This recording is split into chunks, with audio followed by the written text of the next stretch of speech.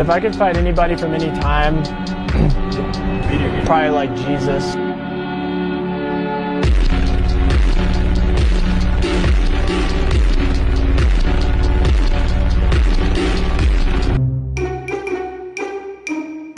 What's up, boys? We got a tier list for you guys today, and I think it's a good one. We're going to be discussing UFC prospects. We got all kinds of prospects here. We got some older ones. We got some young ones, obviously. Don't tell Pat Barry, but we got some young ones here. And we have a couple of guys, just a small amount, that are like low ranked, like number 15, number 14. But to me, they still count as prospects because they're so low ranked.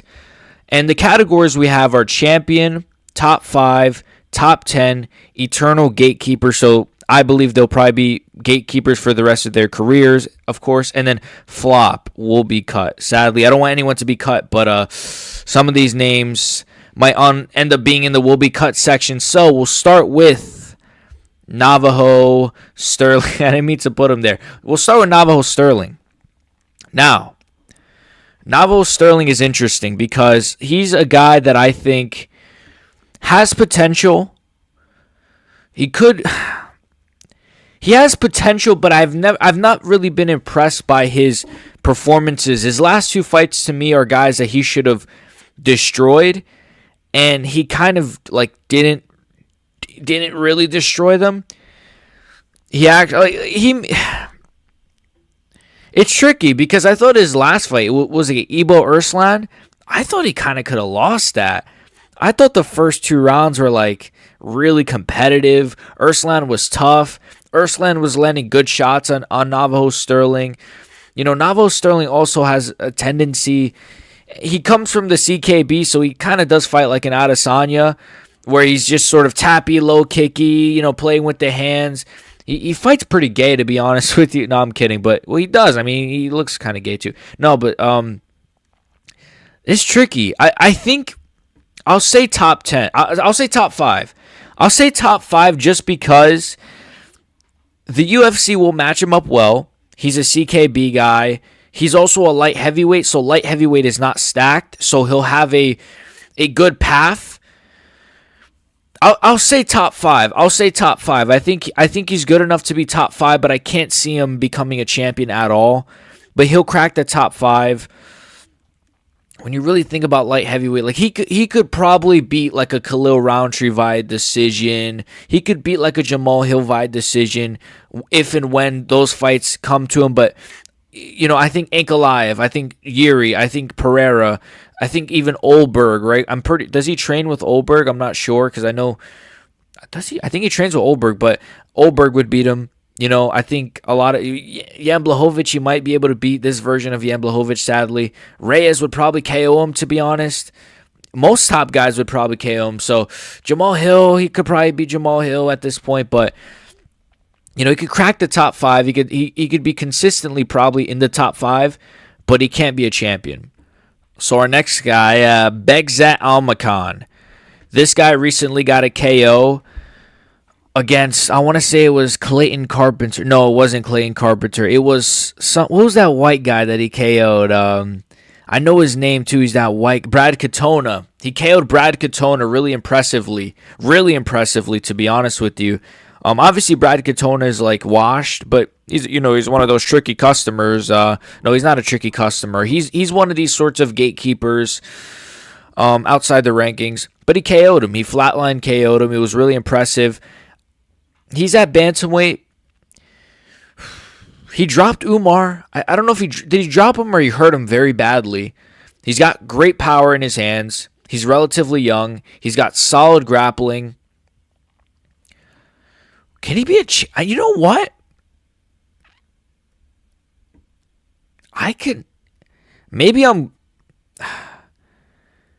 You know what? We got our first champion. I think so, you know. I think I'm going to say champion. Maybe that's too far. I don't know. I think he could be a champion. I'm not going to lie to you guys. His speed is tremendous. His power is really good. He did okay against Umar. Like, really, Umar beat him just off of control time. It wasn't like Umar was, like, dominating the shit out of him. Like, And I believe that was his debut as well. I believe that was his debut. His debut fight was Umar Nurmagomedov. Like, wow, what a great debut. They always give the Eastern European guys, not Eastern European, but they always give like the European guys like hard debuts.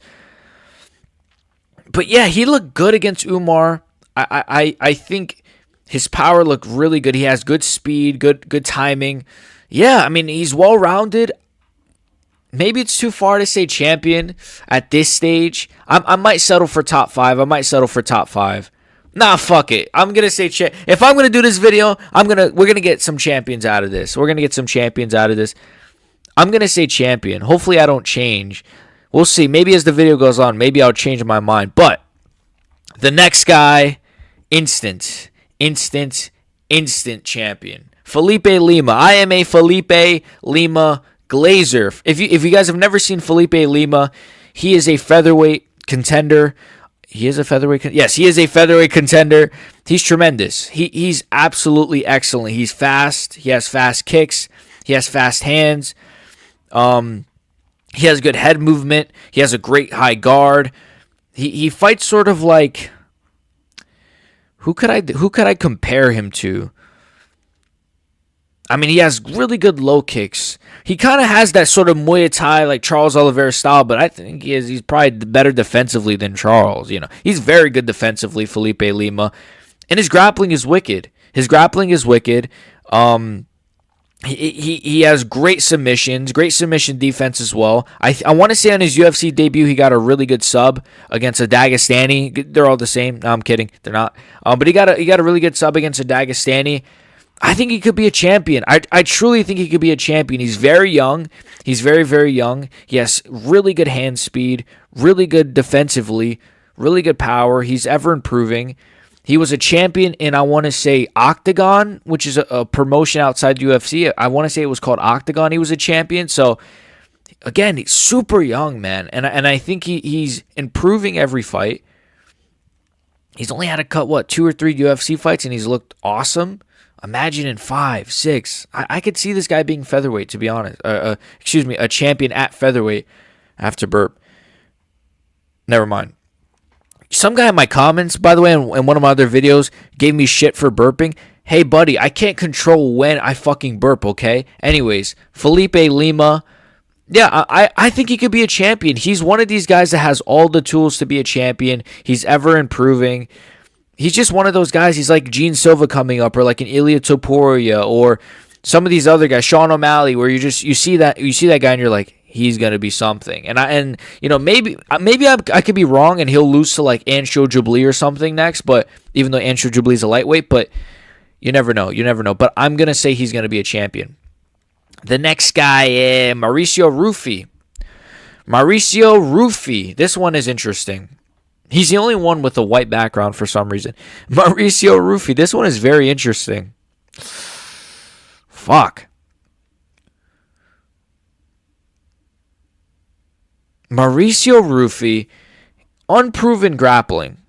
Very unproven grappling, to be honest with you. The only grappling proof we have is that like he got that really sick takedown on Jamie Malarkey. I'm not sure if he might have been taken down in the UFC. He might have been taken down. There you go. He might have been taken down in the UFC, but he looks sick. I know people gave him shit for that James Lontop fight, but James Lontop is one of those guys that he's just one of these like fat Mexican fighters, even though he's not Mexican, but he's one of these fat Mexican fighters that just has like a godly chin, but like no good striking. Because like defensively he was shit. Offensively he was mid too, even though he might have landed like a couple of little shots on Rufy, but nothing damaged Rufy, to be honest. The thing is with Rufy that I didn't like in that fight is that he gassed. He gassed in the 3rd round. You could tell he was very gassed. And Rufy is going to be one of these guys that throws everything in those first 2 rounds. I'd be interested in how he looks in a 5-rounder. His grappling is the issue, man. And if he's going to be at lightweight, obviously Islam is not there no more, but you got guys like Arman at the top. You've got guys look, he could beat like Benoit Saint Denis. He could beat sort of like a Grant Dawson. He could beat Beneil Dariush, Hanata Moicano. These guys that are like right before the top 5. Dan Hooker, I think he could smoke Dan Hooker actually. He could beat like even Justin Gaethje. I think I'd pick him to beat. Maybe. I don't know. Maybe. Tricky, man. Because I think Ilya could beat him, but these fighting nerds are pretty good, man. Arman Tsarukyan would give him problems, man. That's the thing. The thing is, you can't let Mauricio Rufy dictate the fight. And I think if he ran into a guy that pressured him the way he pressures his fighters and puts them against the cage, like he KO'd Bobby Green because Bobby Green's dumbass was against the cage with his hands down. Guys like Ilya are not making those mistakes. And at the end of the day, his best win is Bobby Green. Could he crack the top 5? I'm gonna say this tricky. This tricky. This is tricky. I'm gonna say, fuck, man. I'm gonna say he cracks the top. I'm gonna say he cracks the top 5. I'm gonna say that he gets matched up well. I'm gonna say he beats. They're gonna give him like. I mean, let's see. Moicano's facing Dariush, so who really is next for him? I don't know. Maybe like a Bahamondes or something. If he beats Fiziev, if Fiziev beats Bahamondes, I'm not sure what they're gonna do with Rufy next. He could beat like the strikers that are sort of around the top 5 in lightweight or around the top 10. But I think once you get to like the Paddy Pimbletts, the Holloways, the Gaethjes, I worry about him versus Gaethje. I worry about him. I could see him beating Gaethje, to be honest with you. But if the champions are names like Paddy Pimblett, I know I've shitted on Paddy Pimblett for so many years, but I don't know, man. I don't know. I actually, now I'm thinking about it, I heard a rumor that he might fight Michael Chandler next. That's winnable for him. And I think he'd probably KO Chandler, to be honest. So that's the thing. They give him like a Chandler next, then he's going to be looking at like one more and then maybe 2 more and then maybe he gets a title shot. But I don't know, man. I can't see him. I just can't see him. If it's names like Paddy, if it's names like Ilya, if it's names like Arman, if it's even names like Holloway, I can't see him beating those names. I can't. Not yet, Maybe I'll redo this video or something next year when he's like in the top 5. I don't know. I wouldn't know how that would go, but yeah, top 5. That's how I predict it. I think he will be around the top 5, but he won't crack the top 5. He won't crack the top 4, I should say. He'll be like number 5 or something, but he won't beat like the Holloways, the Paddys, the Ilyas. So yeah, the GOAT, Zhang Minyang. The GOAT. Zhang Minyang is good. Zhang Minyang is very good. He's a light heavyweight, obviously. He just dusted Anthony Smith. It's tricky with Zhang Minyang because I think Zhang Minyang, he's in a weight division where it's just so unstacked.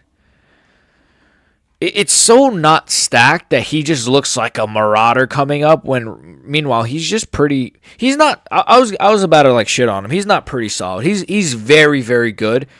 Honestly, he does remind me of a Chinese Alex Pereira, but his grappling is unproven. Excuse me. I think he has a couple of submission wins outside the UFC, but his grappling is unproven. I know he stuffed the takedown from Smith and stuff, but I mean like unproven at a high level to where I'm thinking, is Ankalaev going to be able to take him down? And if Ankalaev takes him down, what can he do with him? Could he sub him? Ankalaev's never subbed anybody, but could he beat his ass on the ground at least or hold him down at least? Even a Jan Blachowicz, you know what I mean? But I could see this guy beating names like Khalil Roundtree. I could see him beating names like Jamal Hill. Yuri, I think, would probably KO him. But, man, he fights a lot like Pereira, this Zhang Minyang fella. And he is improving. And he's got elbows. He's got nasty elbows. A good clinch. Very good forward pressure.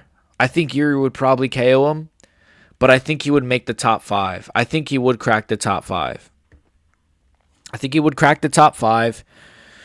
And the thing is, and I mentioned this, but the guys at the top 5, these guys might get title shots. Like, don't get me wrong, but they ain't winning the belt. You know, they could get a title shot or get like sort of a title elimination bout, but they ain't winning the title. You know, so I just wanted to reiterate that. But yeah, I don't see Zhang Minyang being a champion. I could see him being the top. You know what? Could I see him being a champion? I mean, let's just say him versus Ankalaev. Rumor is he's facing Johnny Walker next. Zhang Minyang, that is. If Zhang Minyang does Johnny Walker like we all think he is, I think he beats a Roundtree. I think he beats a Jamal Hill at this point.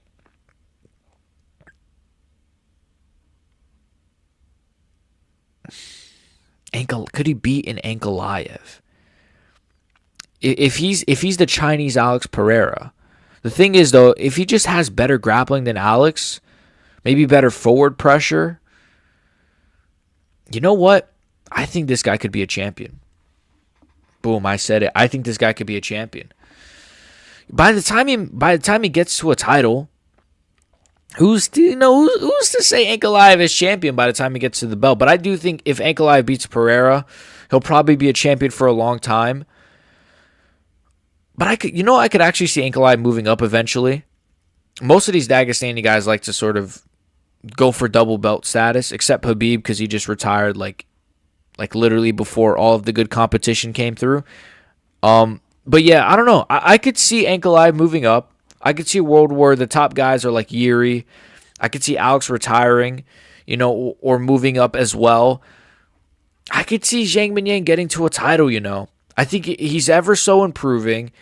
The only thing that worries me is his grappling. But if he just has like good enough I would imagine the fact that he has submissions on his record shows me his grappling is good enough. You know what I mean? He stuffed Smith's takedowns, which I know it's Anthony Smith, but he's got good strength. He's good in the clinch. You know what? I'll say he'll be a champion. It'll be a tricky road to get there. Actually, I think it'll be an easy road to get there, but it's once he gets to the top that it'll be tricky. But the next name, Loner Kavanagh. He's good. He's young. He's fast. He relies on his grappling a little too much, in my opinion.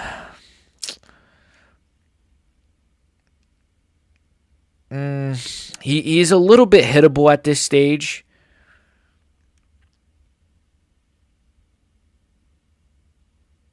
It's tricky.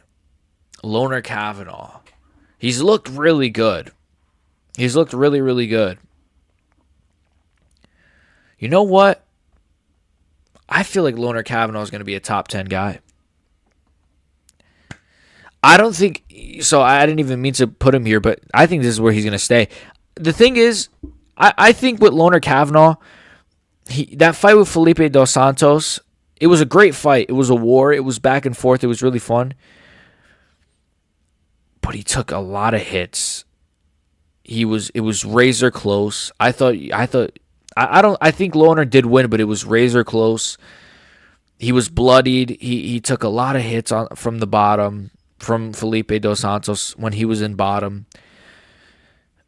I said bottom. Don't let John Jones get excited. I just think he's a little bit hittable. His grappling is good, but it's not elite. He's not really ragdolling people. He could get the takedowns when he goes for them, but he's not some marauder who's just tossing people against the cage, And on the feet, he's good, but again, he's a little bit hittable.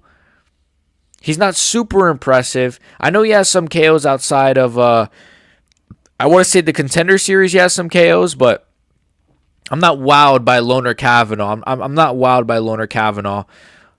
I'm gonna say top 10. I could see him being kind of like I don't know, who's like a top 10 guy. I could just see him being one of these guys that like sort of almost makes it and then loses, and then almost makes it and then loses. Sort of like a win-win, lose-one kind of guy.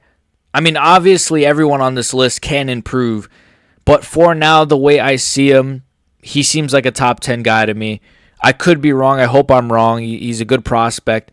But he's one of these guys, I don't know, he gets into a scrap a little bit too much. He relies on his grappling a little bit too much. And against somebody who could who has, I mean, Felipe Dos Santos is not like some marauder or anything. And if he runs into somebody with better jiu-jitsu, or I don't know, I can't really see him. I can't really see him cracking that top 5. You know, I could see him lingering around that top 10, and that's about it. Marco Tulio, my guy, Marco Tulio. Marco Tulio looked fantastic in his last fight. He's in middleweight, by the way. Marco Tulio.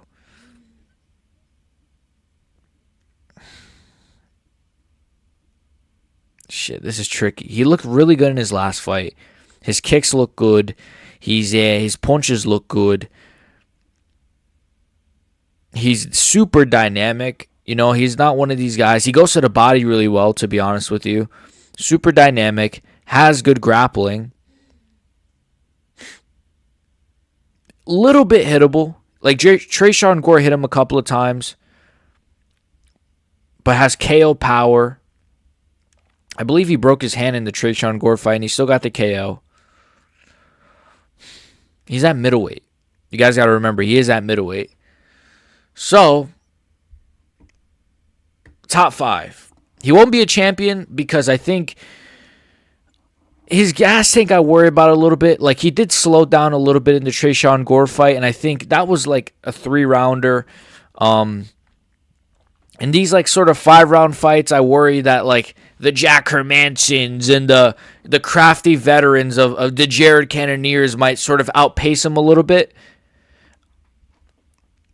He is also a little bit hittable. And Tresean Gore is very good, but he's one of these guys that is there to be hit, is there to be taken down. He's not bad by any means, but he ain't no fucking... It's not like Tulio just beat,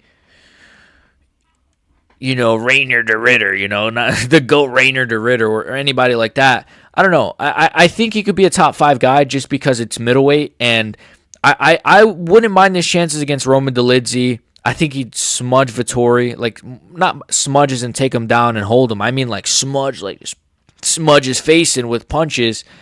He could beat Vettori. He could beat Dolidze, I think. But Dolidze's tricky. Dolidze's a tricky customer, as Lucas Tracy would say. I think he could beat these guys. But being champion, when you got guys like Hamzat, Dricus, Baraujo, no, he can't be a champion. He's not beating those guys.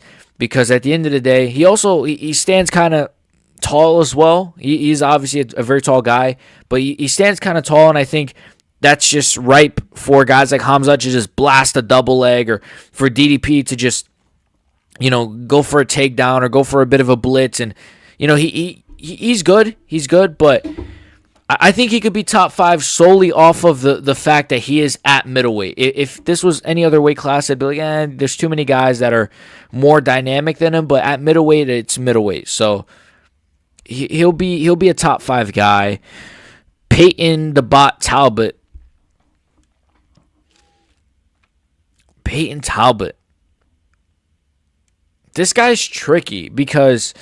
This guy is tricky. See, like, I start talking about Talbot and then my voice gets all zesty. This guy is tricky because he lost to Heine Barcelos. Before he lost to Heine Barcelos, I do want to say, I said, you know what? This guy's going to get fraud checked. And it did happen. And I'm not super happy about it, but it did happen. We have to be honest here. Talbot is very good. Talbot is very, very, very good. But the problem with Peyton Talbot is you lose to Heine Barcelos, kid, you're getting cut. No, I'm kidding. It's tricky because the Heine Barcelos fight, it was such a bad look because how good is Peyton Talbot's power, really? You know, because, yes, he was KOing these guys before the Heine Barcelos fight, but they were like, who were they? Even Cameron Simon. Cameron Simon has been flatlined post the Peyton Talbot fight. So you could either attribute that to, oh, you know, well it's just because Peyton Talbot, he softened him up or whatever. You could say that, or you can just say, like, maybe a guy like Malcolm Wellmaker has more power than a Peyton Talbot. Whatever the case may be, I don't know, man. For Peyton Talbot to just kind of, Even when the Cameron Simon fight got stopped, Cameron Simon was still kind of with it a little bit. He was still fighting back. You know, I don't know. I don't think Talbot has this insane power. I know some people were saying he's going to be a future champion. I don't think I'm going to put him in that. I think he's going to be a. It's tricky because they like Peyton Talbot. They're going to match him up well. But like, could he beat a guy like what is he, bantamweight? So could he beat a guy like Rob Font? Could he beat a Peter Yan? Could he beat a Umar? Could he beat O'Malley? Could he beat Merab? Could he beat Corey Sandhagen? I can't see him beating any of those names. And it's like, I don't know. I cannot see him beating names like Corey Sandhagen, names like Sean O'Malley, let alone a name like a Rob Font, to be honest with you. I think if Rob Font pressured him enough, Rob Font could probably win a close decision or a clear decision. I'll say Peyton Talbot. Henry Cejudo, could he beat like a Henry Cejudo?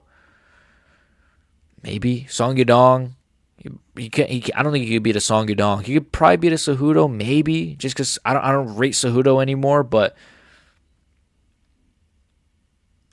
it's tricky. It's a tricky thing. I don't know. It's a tricky thing. I might just keep him at the top 10. I might keep him at the top 10. I just can't see him. Heine Barcelos, man. Like, that's Heine Barcelos. That makes you look at this guy like very different. I think he has the tools to improve, of course. He could improve from that fight and become a monster. He has really wicked grappling. I wouldn't say really wicked. He has good grappling, but we've seen him. That's the thing as well. Before the UFC, he's been out grappled. That's why it didn't shock me that Barcelos did that. We've seen Peyton Talbot get out grappled before. He himself has good grappling offensively, but defensively his grappling isn't super impressive. And when you're at bantamweight, when you got guys like Merab and Umar and Peter Yan, guys who can wrestle, even Song Yadong can wrestle. You got guys who can wrestle really well. I worry. I do worry about a Peyton Talbot at that weight class. So I think I'm going to say Peyton Talbot, top 10. I think he's going to be a top 10 guy. I can't see him cracking the top 10. There's just too many good guys. There's too many marauders, as you guys say. There's too many good guys for him, man. Too many good names that he'll struggle with. Yeah, I don't know. I think he's going to, I don't know. I can't see him. I just can't see him beating it like a Peter Yan, especially in a 5-rounder, man. Especially in a 5-rounder. I can't see it. Dude, Heine Barcelos held him down so easily, man. He held him down so easy. I don't know. I don't know, guys. But the GOAT, Kevin Vallejos, champion, boys. This guy fights just like Ilia Topuria. He's got 6 striking, good grappling. He had a razor close fight. I wouldn't say razor close, but he had a relatively close fight with Gene Silva. Yeah, I think he's going to be a champion. I think this is going to be one of those guys where he's going to have, funny enough, I mean, again, we're comparing him to Ilia, but I could see him having a similar rise where he's beating all these contenders. Then he gets ranked. Then they match him up with, if I didn't mention this, he's a featherweight, by the way. I could see him even right now, if they gave him like, he could beat a Bryce Mitchell for sure. I think he could beat a Bryce Mitchell right now. I think he could probably KO a Nathaniel Wood. I love Nathaniel Wood. He's not on this list, by the way, because I don't count him as a prospect. I love Nathaniel Wood, though. He's tremendous, but I could see Kevin Vallejos piecing up a guy like Nathaniel Wood even, if you want to go outside the rankings, but, inside the rankings, guys like Bryce Mitchell, I think he beats Dan Ige. I think he pieces up Dan Ige. Like, this is the thing. I know he's only had one fight in the UFC. I know. He's only had one fight. His first fight was fantastic. And he's looked good before the UFC as well. I'm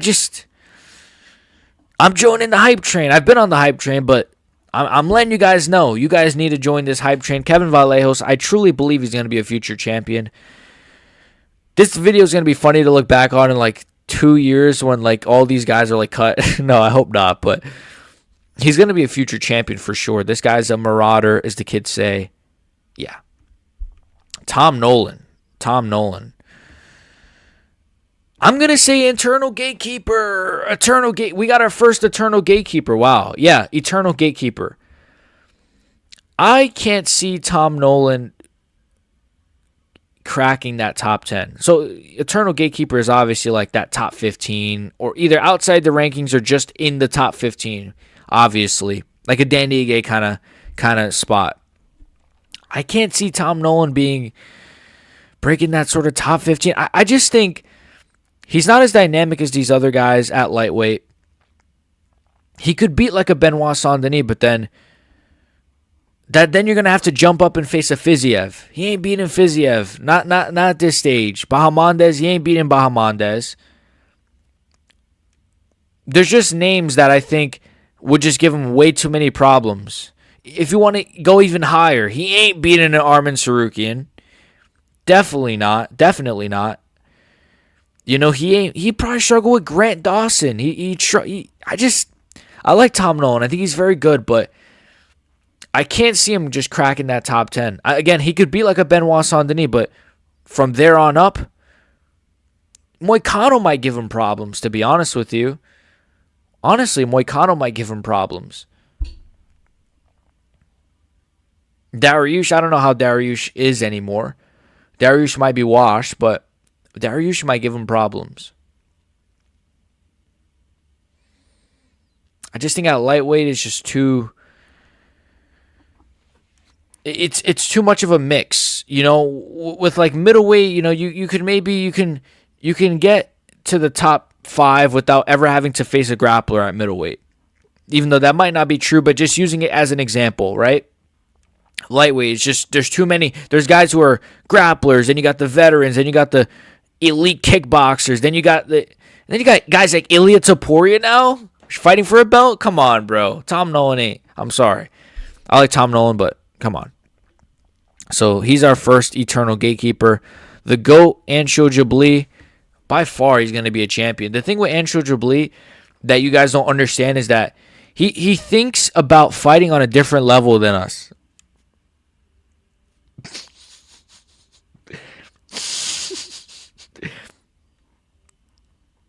He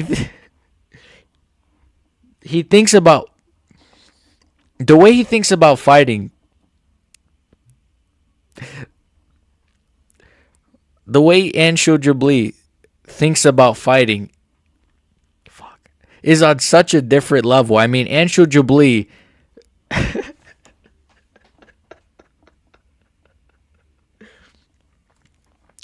Anshul Jabli, he's one of these guys where if Khabib was still around, Anshul Jabli would have beat Khabib.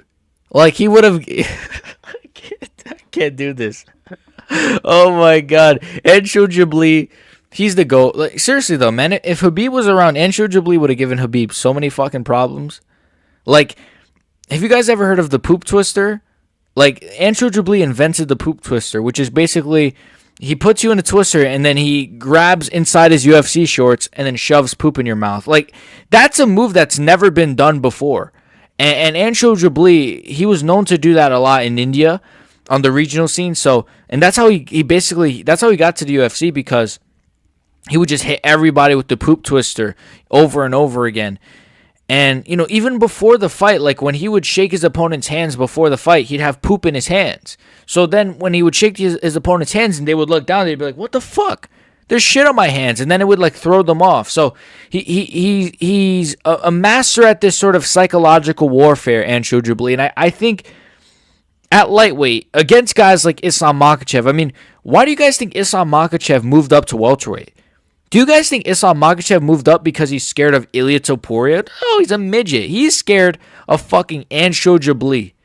Anshul Jabli would have destroyed Islam Makhachev. Let's be fucking honest. He would have destroyed him.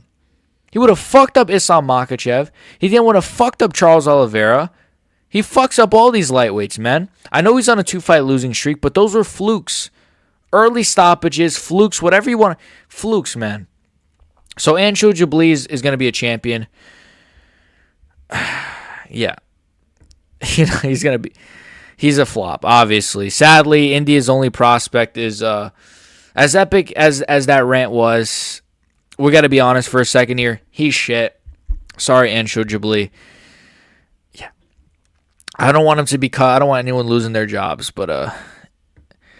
Jordan Vucenic. Tom Nolan is a British guy, and so is Jordan Vucenic. But not all British people are the same, even though both of these guys are brown-haired, pale white guys with tattoos on their face. So, well, I don't know if Tom Nolan has a face tat. Anyways, who gives a fuck? But Jordan Vucenic, I know that MMA Guru glazes Jordan Vucenic a lot. But now, look, Jordan Vucenic is on a 2-fight losing streak, buddy. So the UK has no prospects. He's going to be a gatekeeper. Jordan Vucenic, you know what? This sucks. I don't want to do this. I don't want to do that. But I have to. He's going to be a flop, man. Chris Duncan easily submitting you with that guillotine. You know, didn't he just lose to Guram before the Duncan fight as well? I think he lost to Guram, right? It's just, and now Guram is cut, and Guram was one of my favorites. So, I don't know, man. I just can't see him. He's hittable. He doesn't go for it enough. Excuse me. Sometimes on the ground, he puts himself in bad positions. And I think at lightweight, again, he's just going to get a bit out-muscled. He's going to get a bit out-muscled, out-grappled. If you're getting subbed by Chris Duncan, bro, we have to be honest about this guy. We just have to be. I'm sorry. We have to be. So he's in a kind of a make or break situation too, because if he loses his next fight or loses his next two, I just can't see him being in a top 15 sort of role. He could be like a Bobby Green, but like, dude, Manuel Torres would put him on his ass badly. You know what I mean? So even Jalen Turner, if Jalen Turner didn't retire, he probably would beat Jordan Vucenic. Like, there's names like that are like right outside the rankings, like Mateusz Rebecki, Oral Bai. These guys would beat Jordan Vucenic. So, yeah, if you can't beat those names, I can't see you making it. Towson Teixeira. We got the boy Towson Teixeira. Towson Teixeira is tricky because he's a heavyweight, but that's the point. He's at heavyweight. And heavyweight is shit. So he got a good KO in his last fight. He's facing Derek Lewis next. I could see him losing to Derek Lewis, you know. Flop. He's a heavyweight. What do you guys want me to say? He's a heavyweight. I don't. He's the only heavyweight on this list. I'm looking at it. He's the only heavyweight here. Well, there is one other heavyweight. I think you guys know who the other heavyweight is. Yes. Good fighter. Yes. If you guys know, you know. But Towson Teixeira, he's a flop. He's going to lose to Derek Lewis, and then he'll get KO'd by, like, Rodrigo Nascimento or Waldo Acosta-Cortez or these other fat guys. He's fat, and he's just Brazilian. So, who cares? Myron Santos. Here we go. Myron Santos. I have not liked Myron Santos' last two fights. So, 2 fights ago, he lost to Francis Marshall, but they gifted him a decision. Now he's moved up to lightweight, and he fought Sadiq Youssef, and he looked fat, and he looked like a frog, and he looked really fat, to be honest with you. He's one of these guys that, the thing was, in that Sadiq Youssef fight, he's fast as fuck. He's got good low kicks, fast low kicks, fast hands. He's got good distance management. He's not very hittable, except, you know, he did get dropped by Francis Marshall, but he's not very hittable. He had a great record outside the UFC, though. But I was one of those people that were like, it looks like one of them kind of records. You know what I mean? One of them padded records. So, Myron Santos, man, I don't really rate him too highly, to be honest with you.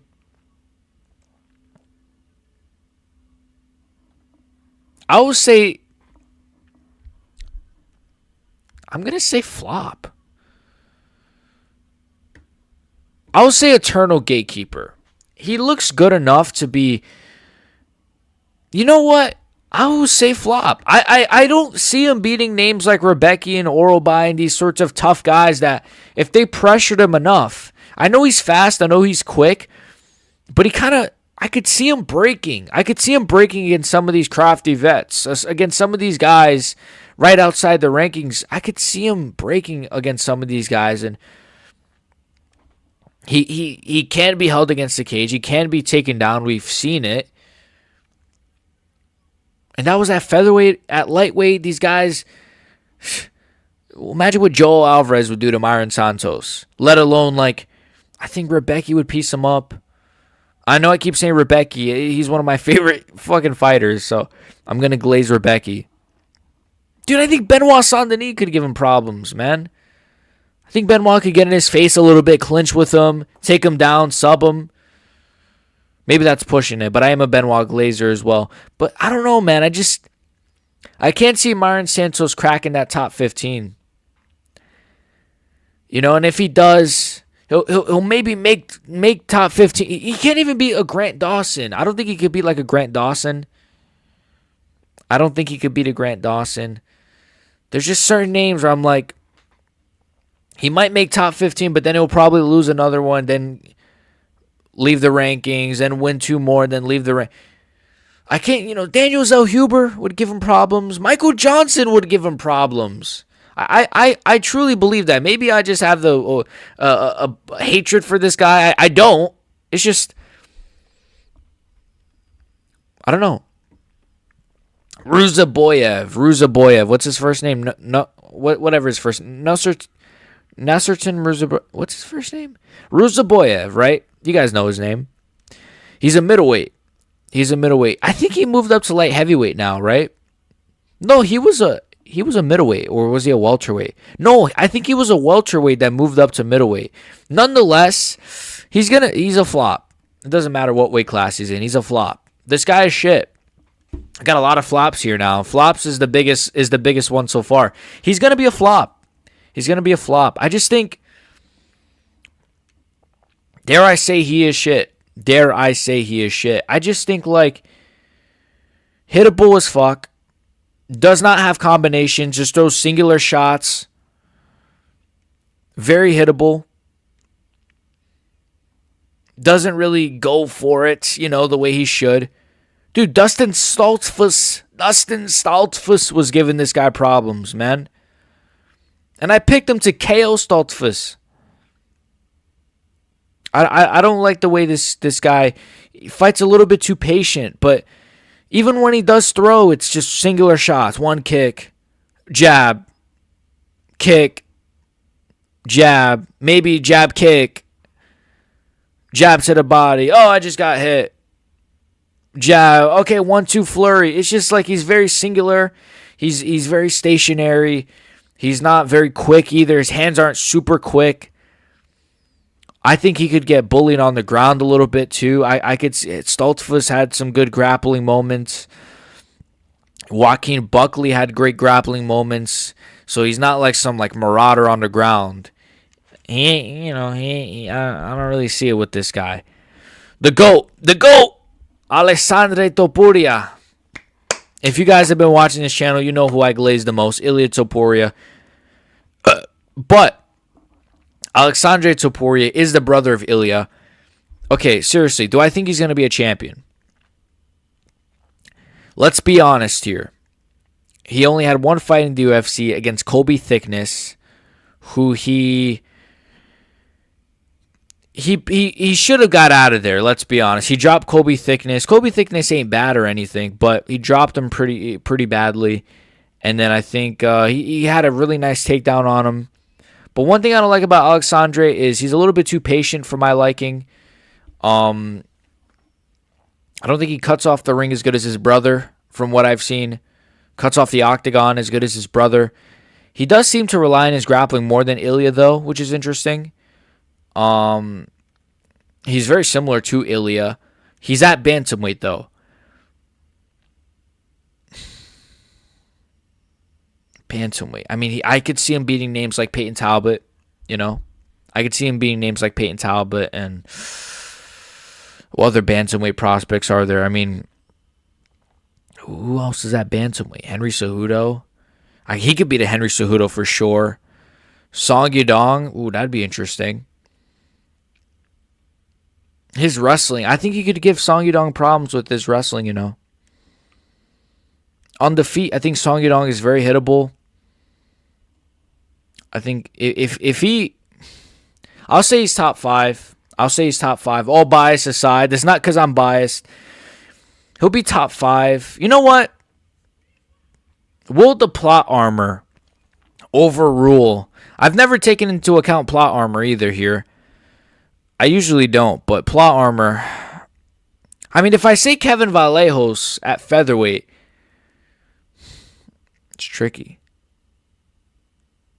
The thing is, though, I think bantamweight at the top is a little bit trickier than featherweight at the top because Vallejos could beat Lerone Murphy. He could beat Josh Emmett. He could beat Yair. Diego he could probably beat, to be honest with you. Or he could give good problems to. But like Alexandre Topuria, it's like you're at bantamweight. Peter Yan. O'Malley, Merab. Merab said he'd never fight him. So I don't know about that. It'd be very interesting if he improves. I think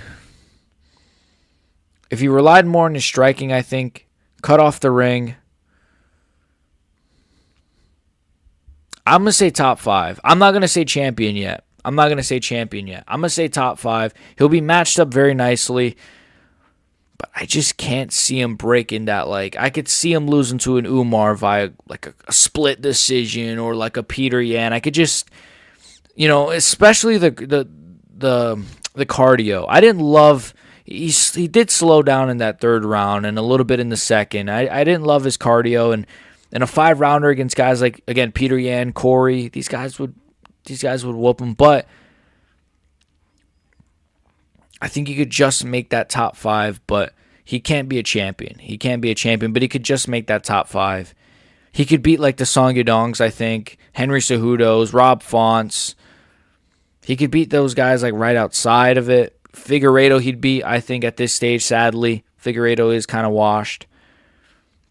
But yeah, I can't see him being a champion. Not right now. Malik-Wazell Costa. This guy's very interesting. This guy was a bit of a gatekeeper. Or not even a gatekeeper. He was just a bit of a kind of a nothing fighter. But he's put together a real nice winning streak. I think he's on a 4-fight winning streak. He's a featherweight, I want to say. He is a featherweight. Yes, he is a featherweight. Malik-Wazell Costa. This is tricky. Featherweight. You know what? Good kicks, good speed, a little bit hittable. He can get taken down. He can be held down a little bit, but his grappling is good. He has good jiu-jitsu. He has a lot of good subs on his record. I'm going to say top 10.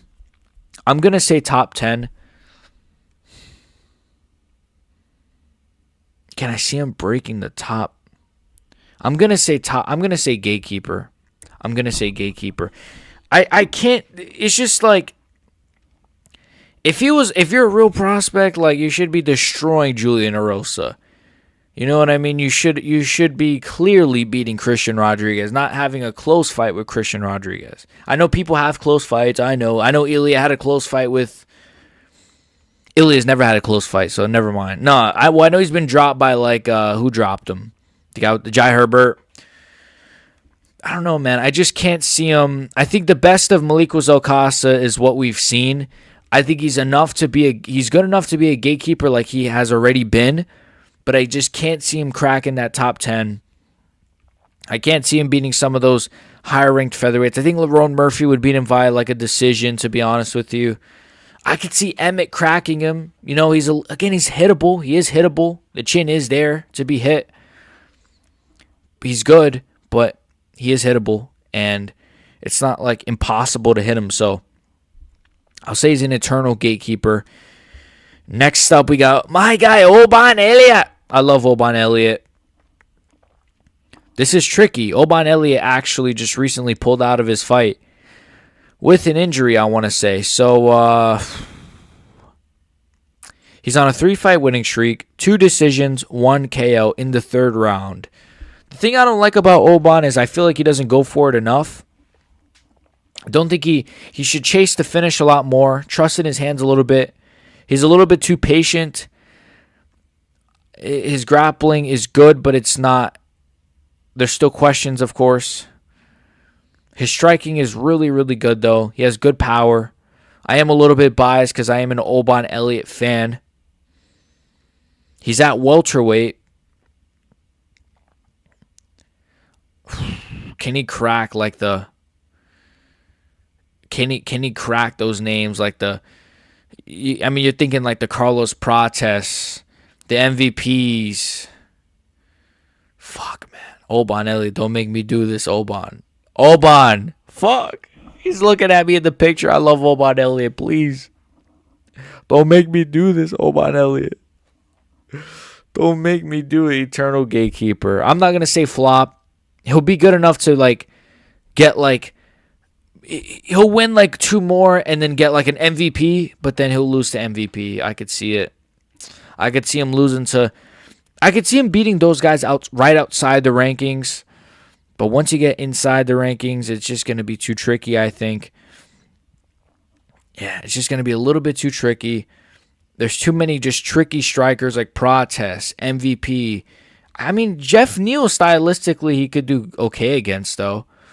I don't mind his chances against, like, Jeff Neal. It's those rangy strikers that I don't like for Oban, you know?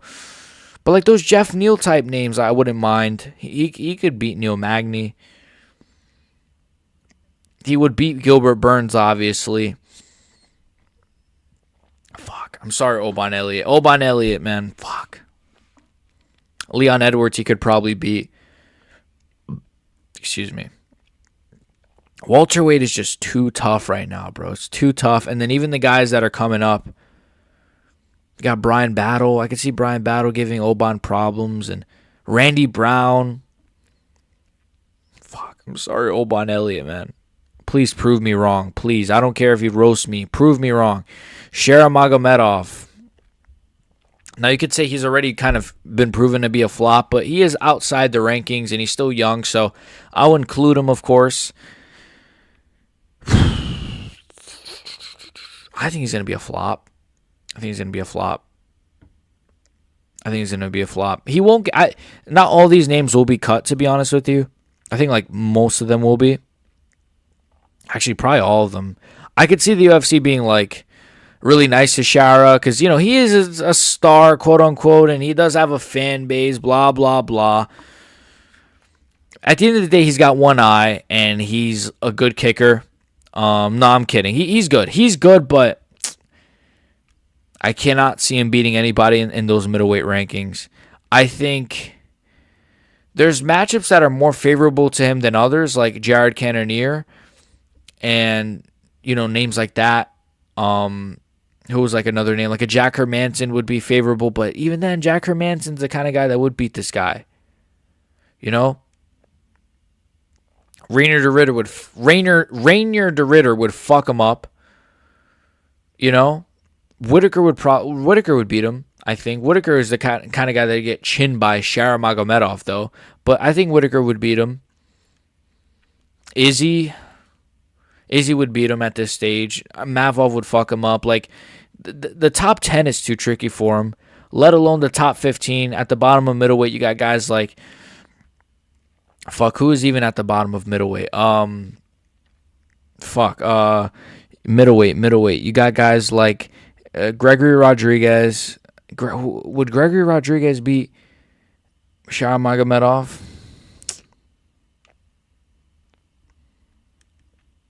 Strickland. I think Strickland would beat him. Yeah, these sorts of names at the bottom, I think would just I just can't see him beating any good middleweights. Let's just say that. Quinlan Salkeld. And the thing is too, it's just like, again, he's at the end of the day, he's got one eye. He's relatively young, but he's not super young. He's got one eye. Mid grappling. Sorry. I can't believe people picked him to be MVP. I'm the genius that picked MVP to win. Quinlan Salkeld. Now, him and Anshul Jabli got a little bit of beef. I don't know why, though. Quinlan Salkeld is really good. Really patient. Good on the ground. Good grappling. Good striking. He's very calm in certain positions. He's very, very calm. On the ground, you got his back. He's not panicking or anything. He's very calm in there. I like that. He's at lightweight, right? He's at lightweight. He's got good power in his hands. Lightweight is one of those divisions where it's just like, fuck, it's so tricky. I'll say top 10. I don't love his chances against guys like Fiziev because he is a little bit flat-footed, and I think Fiziev could chew up his legs. Bahamondes would beat him, I think. There's just certain names that would beat him. Lightweight is weird because you know what I hate about lightweight? You have guys like Chandler that are high in the rankings, and then you have like actual killers like Joe Alvarez or even Frez Ziam, who's not even ranked. Spoiler alert, he's on this list. We have guys like that who are like outside the rankings or in the rankings, but then you have guys like Dariush who are still highly ranked and Chandler who are still highly ranked. He would beat Dariush, but Dariush is higher ranked than Joe Alvarez, who I don't think he'd beat Joe Alvarez. You know what I mean? It's just kind of like the rankings are weird, man, in the UFC, to be honest with you. Like, Usman is so highly ranked, but then, like, Morales is still under Usman, I think. Odd. But overall, I think he'd get in the top 10, but I can't see him cracking that top 5 of lightweight. Sorry, I don't know. It's just lightweight it's just that division where you have to be fucking elite. You have to be elite to crack that top 5 of lightweight, man. You have to be elite. Now I know I said Mauricio Rufy would make the top 5, but that's because I think he is good enough to, because he has the KO power. He's dynamic, and he will be matched up really well. And I think he could see, like, that's the thing. Arman would probably ragdoll Rufy, but Rufy would KO Gaethje. But then Holloway would piece him up, but then he would probably be fucking, I don't know, who's another, like, top 5 old man. It's just, there's like old men at lightweight, but then there's like young guys too. It's really weird. It's a really weird division, but Rufy would probably make the top 5, but you know what? I'm kind of considering putting Rufy in the top 10. Because I'm thinking about it, I'm like, top 5. I mean, you got names like Arman there. Arman Sarukian. No, I'll stay top 5. I think he is better than Quinlan Salkeld. He is better than Quinlan Salkeld for sure. He is definitely better. Next name, Joel Alvarez, the GOAT. I know he is ranked as well, but he's literally number 15, so I'm going to count him as a prospect. I have to cough. I think Joel Alvarez,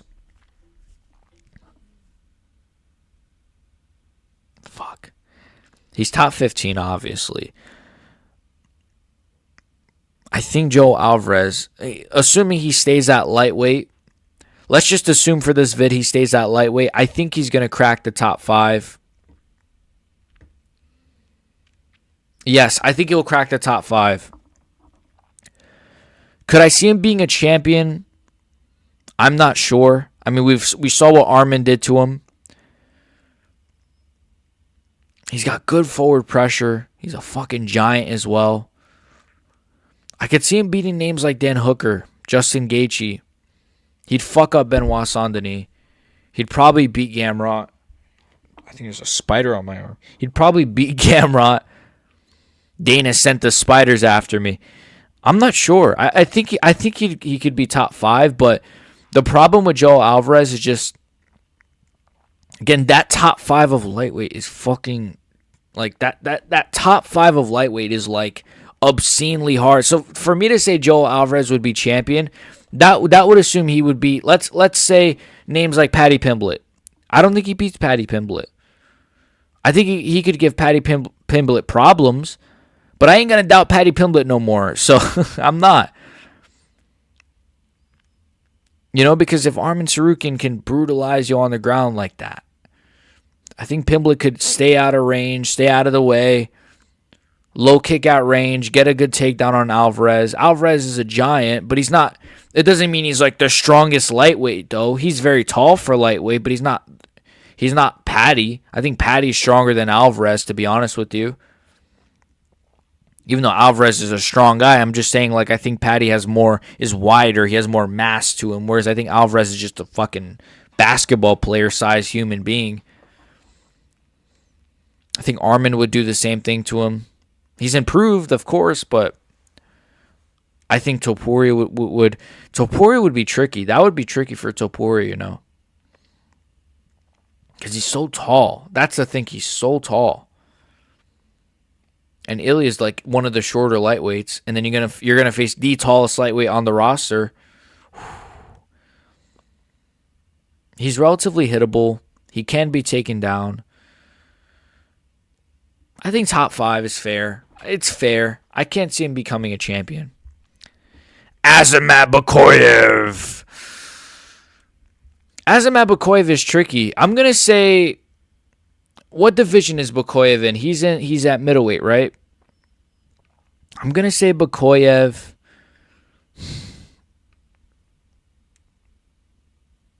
Shit. Bakoyev, middleweight. Again, middleweight's one of those divisions. But I think okay, I put Talil in that. I think Talil will be top 5. I don't know if Bakoyev is gonna be top 5. Bakoyev looked a little bit stiff in his last fight, No Jones, no homo, but he looked very stiff. A little bit like, his arms looked a little bit like he had too much muscle or something. I don't know. Fuck. Azamat Bakoyev. That's tricky,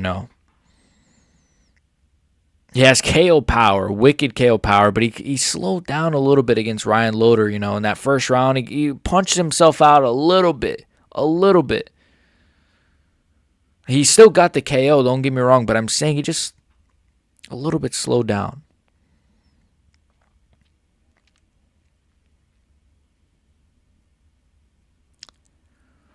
Fuck. I'll say top 5. No. I'll say Gatekeeper. Because the thing is, he's good, but he ain't Ilia Topuria with his striking. He's not like even a Marco Talio who's dynamic. He's a little bit just like big meaty hooks kind of guy, and I just think like he leaves his chin a little bit up, a little bit open when he throws those big shots. I think he can get taken down as well. He leaves himself open to be taken down. He's strong, don't get me wrong, but top 10? Could he crack that top 10 of middleweight? I think there's a lot of tricky customers there, Joe Body Bag Pyfer. Wait, Joe Pyfer's a welterweight, right? No, because he fought Jack Hermanson, so he's a middleweight. Wait, Joe Pyfer's a welterweight? Wait, no, isn't Jack Hermanson a middleweight? Yeah, Jack Hermanson's a middleweight because he fought Strickland. Jack Hermanson's fighting Gregory Rodriguez, who is a middleweight. Okay. Nonetheless, what am I saying? Yeah, like a Jack Hermanson would give him some problems, and some of these names would give him problems, I feel like. He's just a little bit too stiff. His striking does not look that fluid. I'm on the train. I like Bakoyev, Azamat Bakoyev, but yeah, I don't know. Fereziam. He's good. He's got KO power. He's wicked on the ground. Shit. He's hard to submit, to be honest with you. He's very flexible. I know it sounds gay, but he is. He's like in his last fight against, I want to say Mike Davis, his leg was in this really awkward thing, and he like somehow got out of it on the ground. And I'm just like, yo, this guy's he's strong as well. KO power. I'm going to say Eternal Gatekeeper. I do not think he's going to be able to beat... He's at featherweight. So I don't think he's going to be able to beat names like Joe Alvarez. Names like... I mean, if you want to go at the top of lightweight, Paddy Pimblett, Arman, these guys would beat him. We've done this pretty much with the other guys. Same thing. I just don't think he's good enough. Vinicius Oliveira. The GOAT, Vinicius Oliveira. Vinicius Oliveira. He's a bantamweight, Vinicius Oliveira. Very good fighter. Very good fighter, to be honest with you. Wicked striking. Really good on the ground. Good strength. I mean, what was his last fight? Said Nurmagomedov, I want to say. He was shucking his takedowns. Shucking them, right? Really shucking them takedowns. He was stuffing them really well. You know what? Bantamweight. I've loved the way Vinicius Oliveira has looked, to be honest with you. Who's his next fight? I think his next fight is Kyler Phillips. I think that's been announced. He's going to be Kyler Phillips, man. Dude, the bantamweight rankings are so weird. I don't even know Kyler Phillips is ranked. It just registered like, wait, Kyler Phillips is ranked? Why the fuck is Kyler Phillips ranked? Anyways, I'm pretty sure Pedro Munoz is still somehow ranked. But anyways, Vinicius Oliveira. Dare I say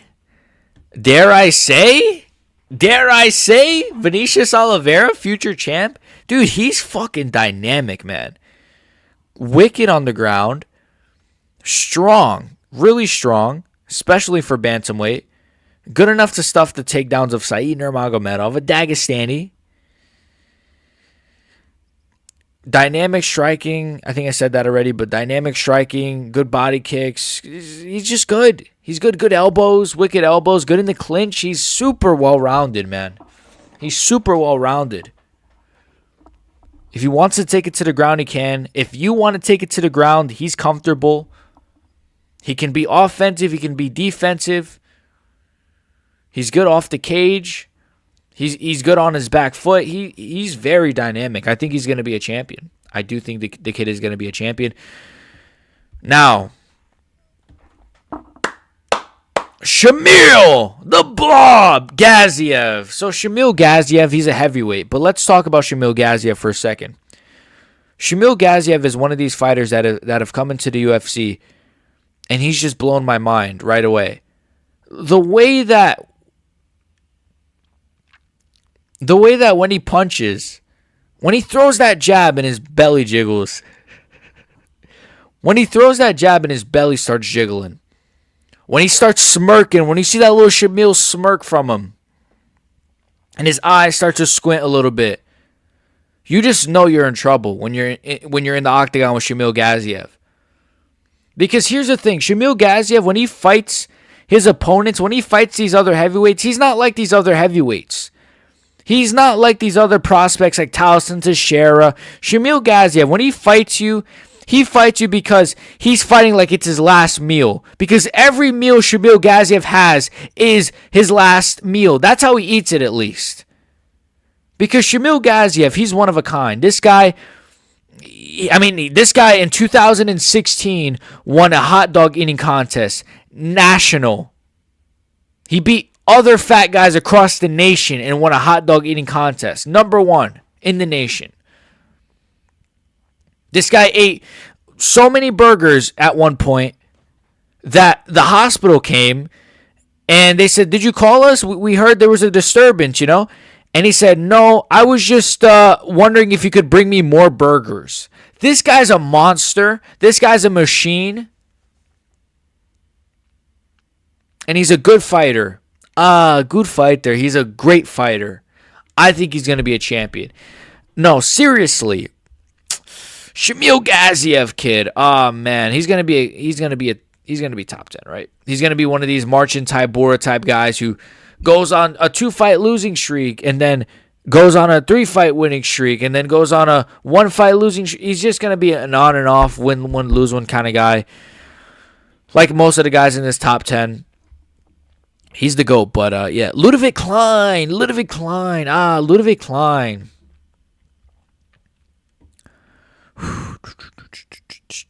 I'll say top 10. I'll say top 10 for the boy Ludwig Klein. I think, you know what? Top 5. I'll say top 10. I'll say top 10 for Ludwig Klein. I think he's good enough to be the top 10, to be in the top 10. I think he's good enough to beat guys like even Joe Alvarez. I think he could beat. I think he could beat a name like Joe Alvarez. But I think Joe Alvarez stylistically matches up better against those top lightweight names. Whereas I think Ludwig Klein, I think Justin Gaethje would give Ludwig Klein problems. I think Holloway would piece up Ludwig Klein. I think Armin, Paddy, I think Moicano could have a decent chance. All right, no, maybe that's pushing it. But Bahamondes, I think, would beat him. I think Fiziev would beat him. I think Alvarez would beat Bahamondes. It would just be two ginormous lightweights going at it. But I think Alvarez has a good chance of beating Bahamondes. And, Fiziev, he could beat Dan Hooker. I think Dan Hooker could give Ludwig Klein problems too. So he's good. He's ultra talented. Reminds me a little bit of Nathaniel Wood in that he doesn't pressure enough, but you can tell he has the skills there. He's skilled to be sort of in the rankings, but I can't see him cracking that top 5. So he's going to be around that top 10 for a while. Joshua Van, champion. Easily. Joshua Van is going to be a champion, I think. This is pretty straightforward. His striking is absurd, especially for a flyweight. His striking is absurd. He boxes like Peter Yan a little bit. He boxes like Peter Yan and like Ilya a little bit too. He's just a wicked boxer. Great takedown defense. Even if you get him down, he gets back up. He doesn't get discouraged. He keeps piecing you up. He's good on the feet. He can handle himself well on the ground. If he adds in a little bit of if he adds in a little bit more grappling, offensive grappling himself, some submission work, some jiu-jitsu, he'd be a fucking machine, man. And he could be a champion. I don't know. Flyweight is not very stacked, Like, I think he'd match up all right against Kai Kara France, Moreno, Manel Cap. I think these guys he would do very, very good against. Very good against. Fuck, they should have gave him the Moreno fight in Mexico instead of fucking Steve Erceg. What the fuck did Joshua Van would KO Steve Erceg to another dimension, by the way. I just want to say that. But Joshua Van, I love Steve Erceg.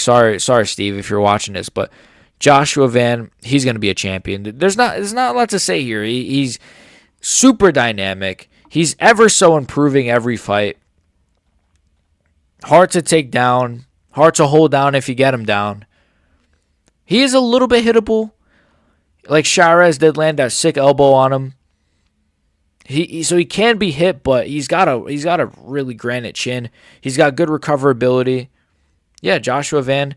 That was the last one for this video. We've been here for an hour and 15 minutes, it says.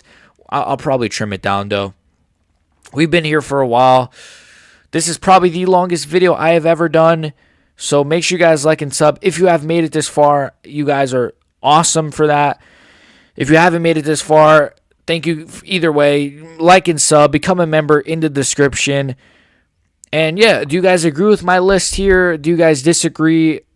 Let me know. Yell at me in the comments if you want to. God bless you guys. Peace.